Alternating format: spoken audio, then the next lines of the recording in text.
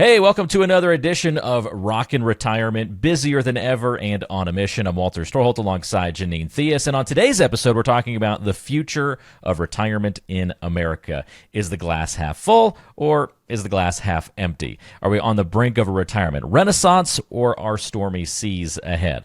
We're going to talk about it on today's episode, see if Janine is optimistic or pessimistic about certain planning topics, advice, and guidance. So check it all out. We're going to be talking about Social Security, healthcare affordability, tax rates in the next decade, and long-term care, plus more. It's all on the way on today's episode. Let's get started.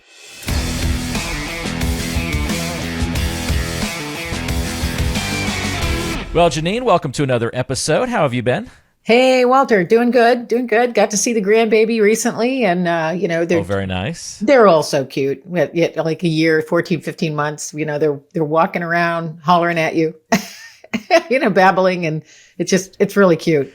They're all awesome. cute. So, yeah. You've had enough time with the grandbabies now to compare them to having kids. So how much better is being a grandparent versus an actual parent? Well, you can walk away. You can give them back. they're temporary in small pieces, right? It's small, yeah. But I mean, it's really, it's just as wonderful. Some people say it's amazing because you can give them back when they get cranky. But I very much remember those days, of being a little overwhelmed because I had four kids in 5.5 years. So I remember that. But it's just a joy. I think the hard thing for a lot of grandparents is to let your kids make their own mistakes. As the parents, right? Yeah. Yes. Yeah. Where's that line of when you chime in or when you discipline the way you think, you could be helpful, but at the same time not overstep your boundaries and those kinds of things? Yeah. Especially, with daughters-in-law, it's a tough for a lot of women to okay, I'm going to back off right now. That's a good point. It's one thing to tell one of your sons, hey, listen up, we should do it this way. But the daughter-in-law might be a different story. Yeah, exactly. So I have to be really, careful. I'm always tactful, but and I mean, she's a smart lady. I mean, they're smart people, and it's just, you just have to let them learn. For sure. Sure. And lead by example. That's right. We'll have to do a grandkids edition of the show sometime. So next time they're visiting, we'll record a show and you can have them up on camera and ask them questions, and we'll make a whole bit out of it. Oh, that would be fun. Yeah. Awesome. Well, it's actually interesting that you talked about the grandkids today because it kind of fits in with our topic. We're talking about the future of America, and the children are our future, right? And and you want to build a good future for not only your kids but your grandkids. And there's a lot to talk about. Obviously, global stuff going on right now, from conflict in the Middle East, and just we have an election year coming up. There's going to be a lot of turmoil. There's a lot of pessimism out there about those kinds of items.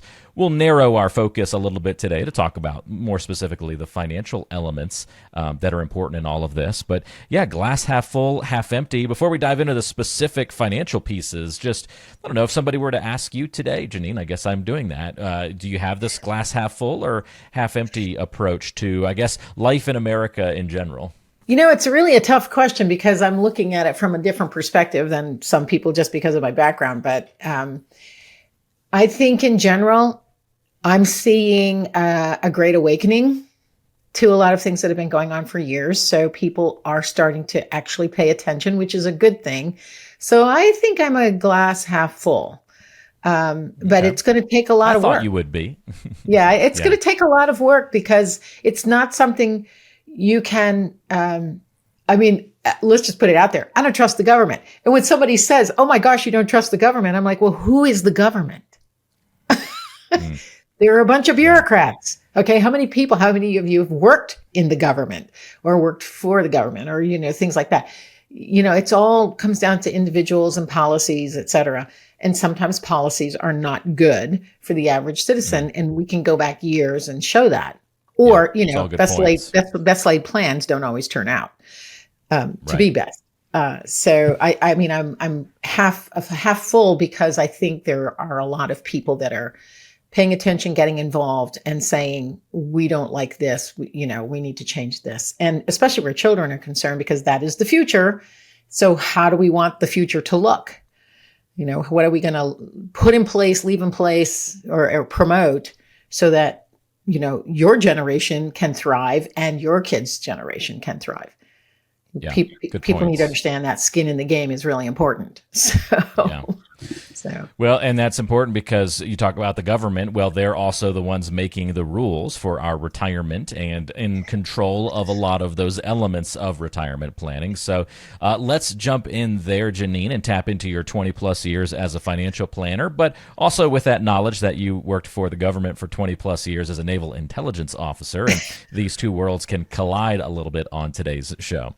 Yeah. All right. So give us your verdict on the stability of Social Security. Anybody prepping for retirement certainly has heard concerns over the years about Social Security. There's lots of opinions of if it's going to last, if it's not going to be there for various groups. So what's your opinion on a half full or half empty approach to Social Security? Well, I'm half full because essentially Social Security is a pay-as-you-go system. If you take a look at your paycheck and the taxes that are withheld, you're paying FICA. Yeah. So, people are paying into the system. So it was actually overfunded until about 2021. And then we started taking out more than was going in. So what has Congress done is change the wage base on which they tax.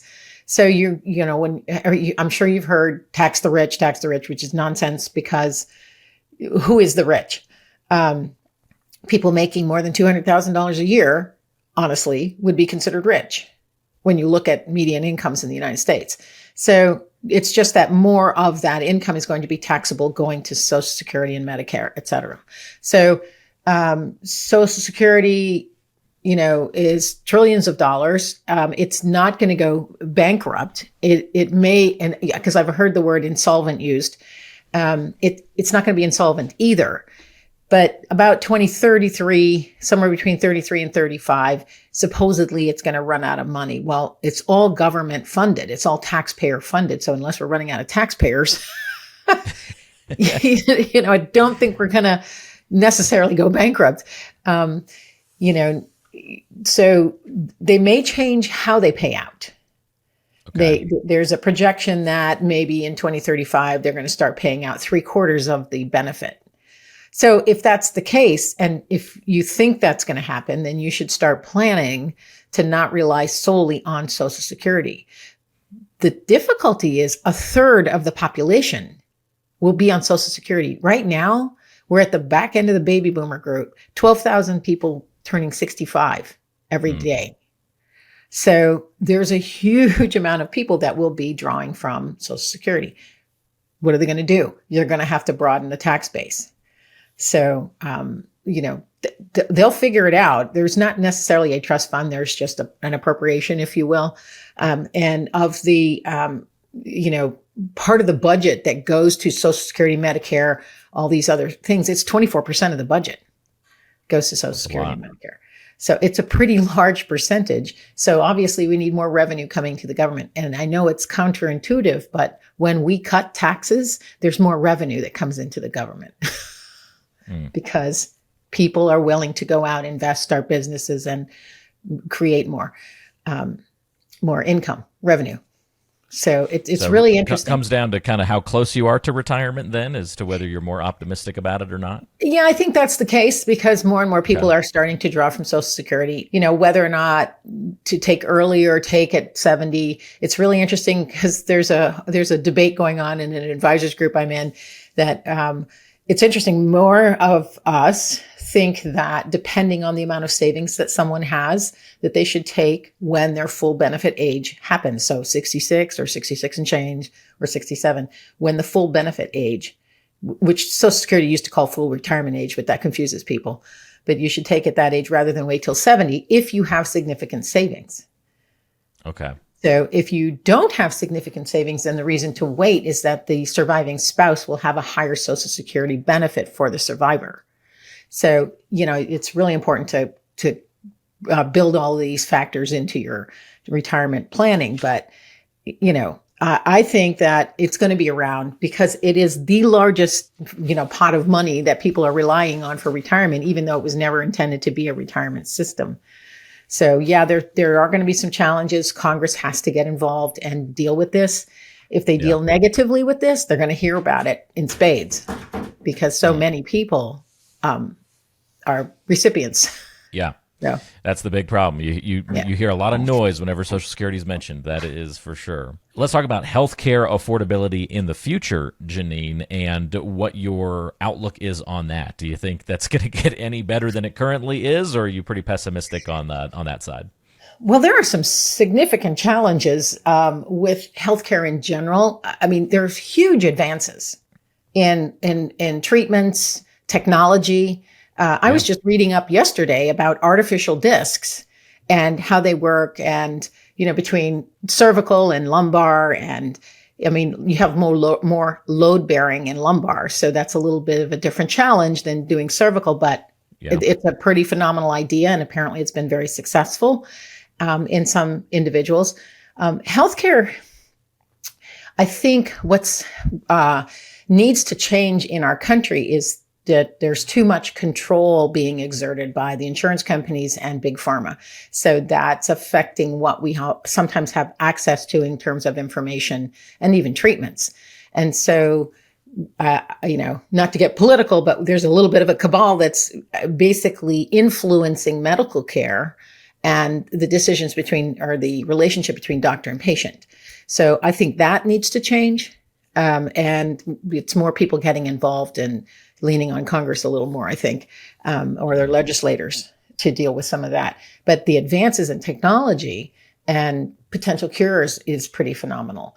And learning to use some of the meds that that were used for something over here and discovering that, oh, hey, this works really great against cancer. So there's some of that is starting to happen.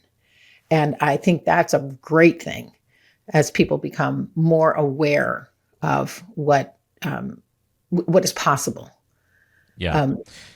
Seems like this one goes hand in hand, right? Like the more optimistic you are about the future, the less you can be optimistic about its affordability, right? Like we're going to make it so that we can live longer, but by living longer, we're going to have to keep fixing more and more issues. And so that higher need drives up the costs of things. And so it kind of is this vicious circle, maybe in some ways. Well, it is. It is. The other thing too is what's the emphasis and why the emphasis. I mean, there's a terrific not to send everybody out to listen to another podcast, but I'm sure a lot of people have heard of Joe Rogan and his interview with Dr. John Abramson, which is really an eye opener about medical care in general, and the cost of care.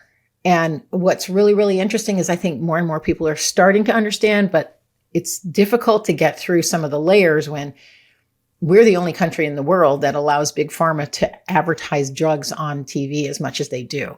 So that for some people is going to slant how they view medicine or what medicine should be able to do for you.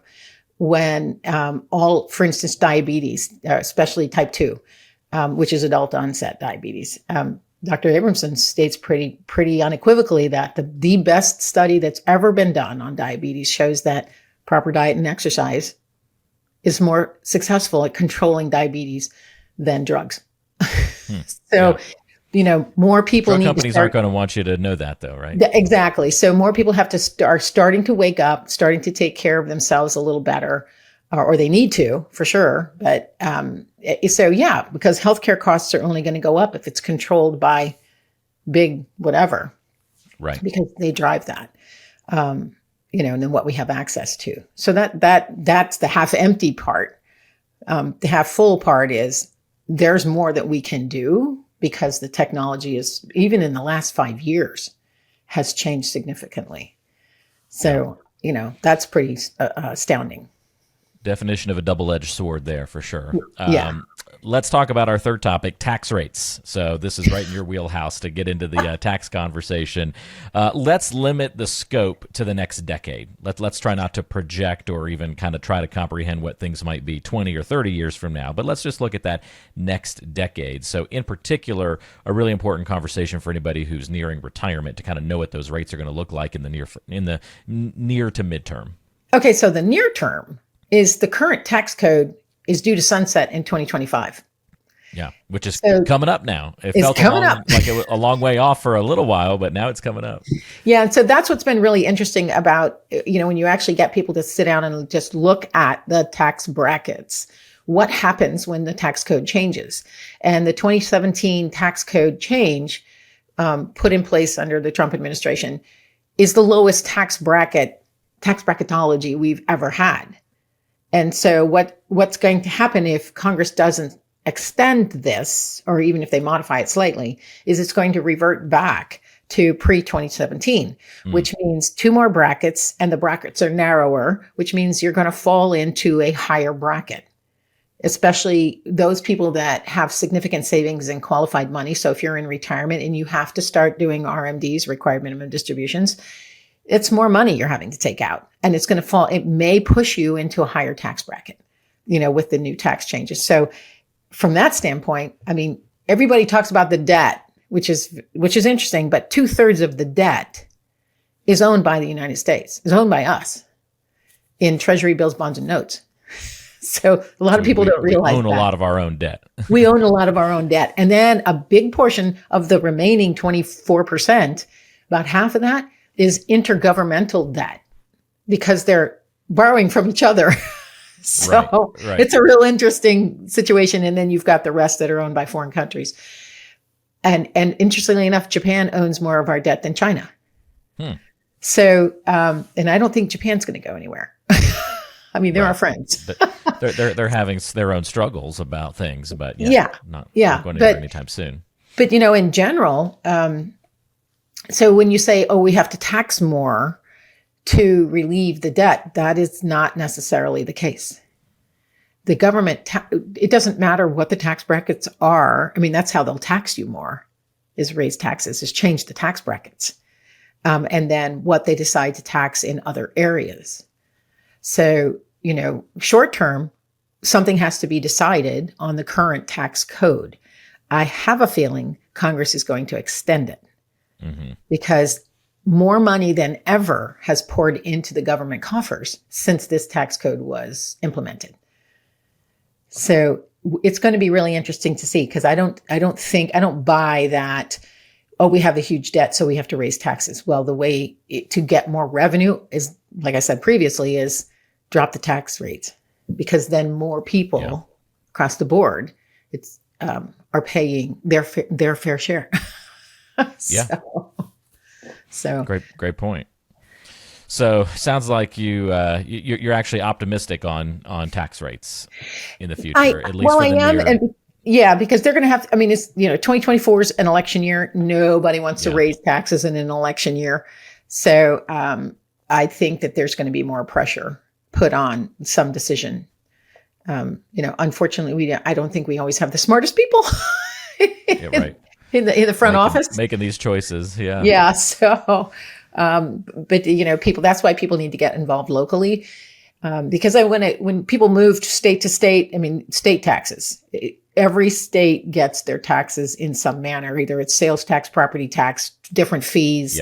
They don't have an income tax, or there's some blend. I just registered our 2 vehicles out here in Colorado, Janine, and it's a different story registering a car here versus back in North Carolina, as an example. The price difference in car registration is quite dramatic. So they're going to get you in some way or another. They're going to get your dollars. Yeah. I mean, and so then the question is, and this is always the question, what are they doing with your money? Where does the money go?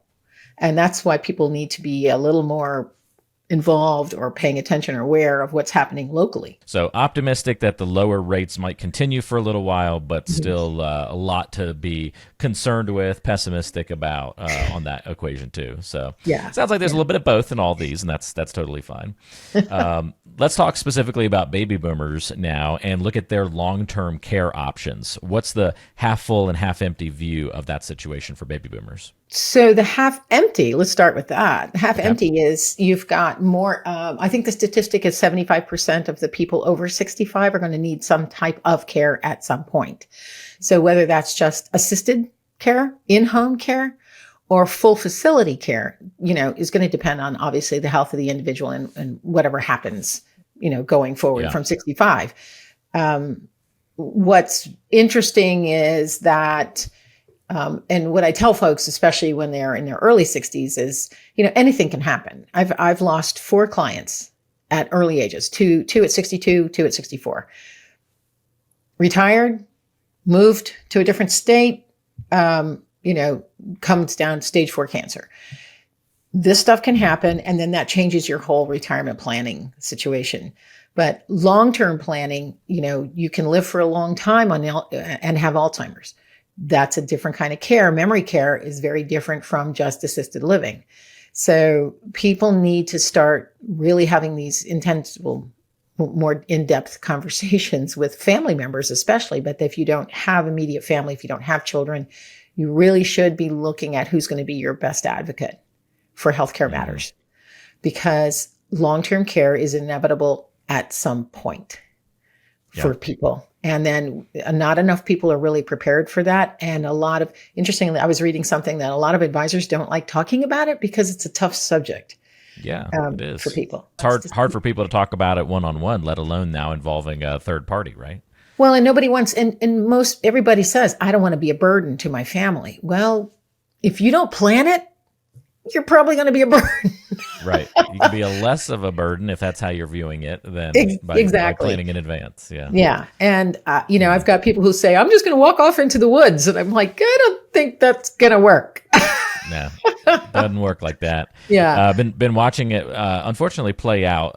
My grandmother is going through this whole transition over the last several months, over the last year or so, and it's a tough situation. It's not fun for anybody.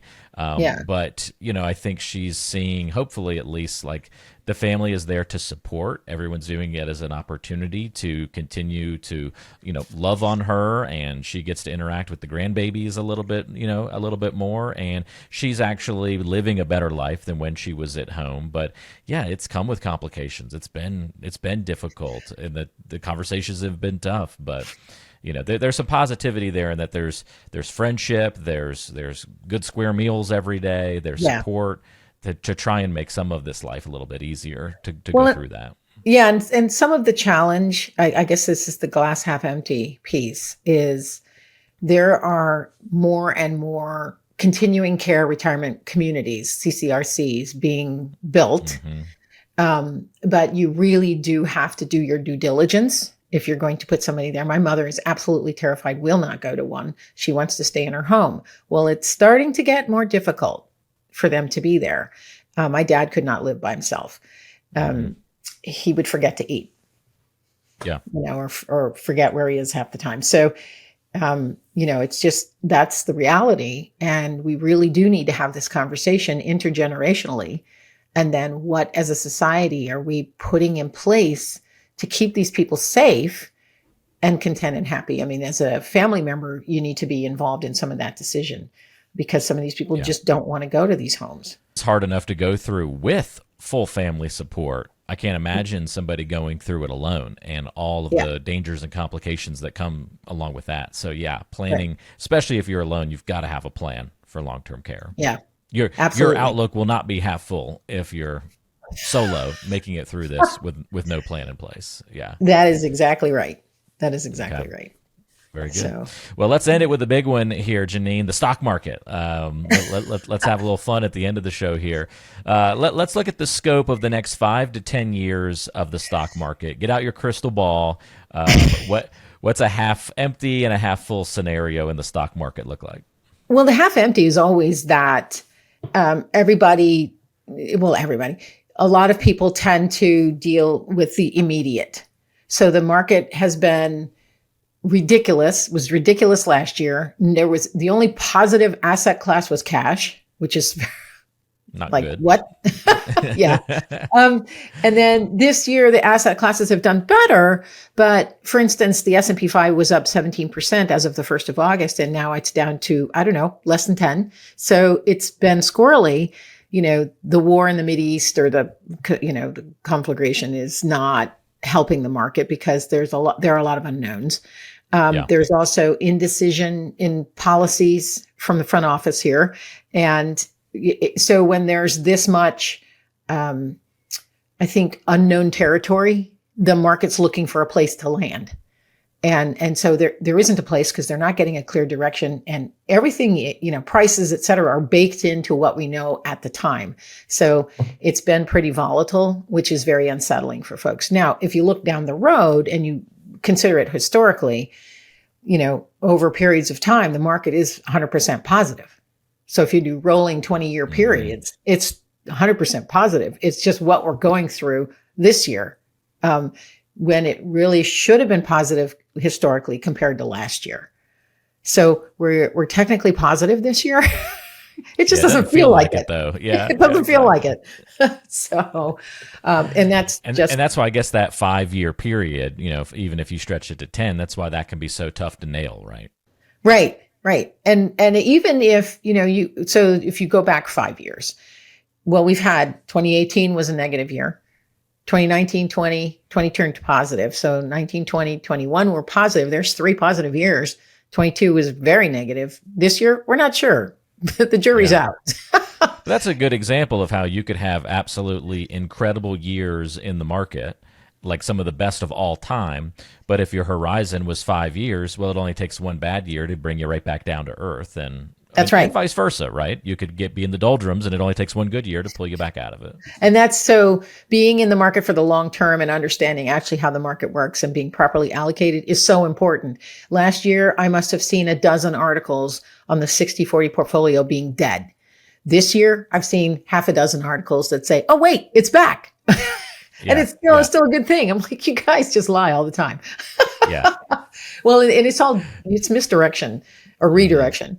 And so proper allocation, staying disciplined, that's the value we provide is we rebalance back to targets and keep people disciplined, because it's when you panic and have knee-jerk reactions and you start touching the portfolio because, the market's doing this, I got to do this, or I have to chase, that you end up hurting yourself.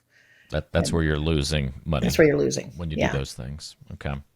Well, very interesting, Janine. Great breakdown on everything today. If somebody's got questions about something we talked about today, or they want to dive into their particular financial situation as a great advisor helping folks out for the past 2 decades to get to retirement and through all its complications, tell us a little bit about Theus Wealth Advisors and just how you help folks on a daily basis. Well, a big part of what I see as the value that we provide is the sounding board.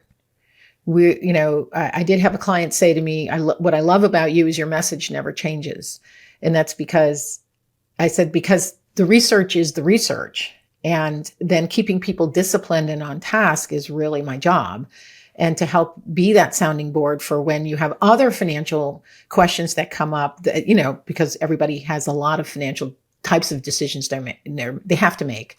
So, coordinating those decisions with the overall plan is really important. And then for those that are in retirement, it's keeping people disciplined so they don't panic when we have these terrible years, and not trying to, outguess ourselves, let alone outguess the market. And then, helping people decide what's the purpose for the money.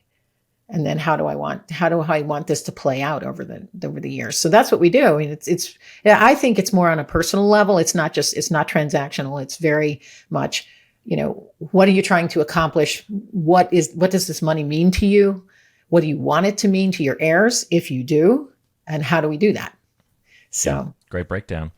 Who would have known that in a topsy-turvy world, having someone who can be consistent on something would be valued by folks? How about that? Yeah. It's magic.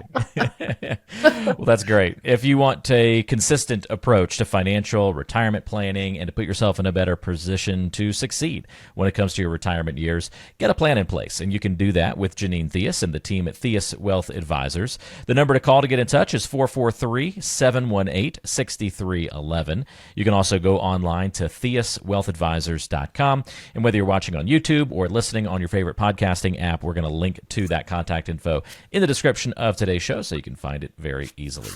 Janine, thanks for the great optimistic, pessimistic breakdown on today's show. I am optimistic that we're going to have another great show lined up next time around, and we'll look forward to chatting to you again soon. That'll be great. Thanks so much, Walter. All right. Sounds good. Thanks, Janine. We'll see everybody next time right back here on Rockin' Retirement, busier than ever and on a mission.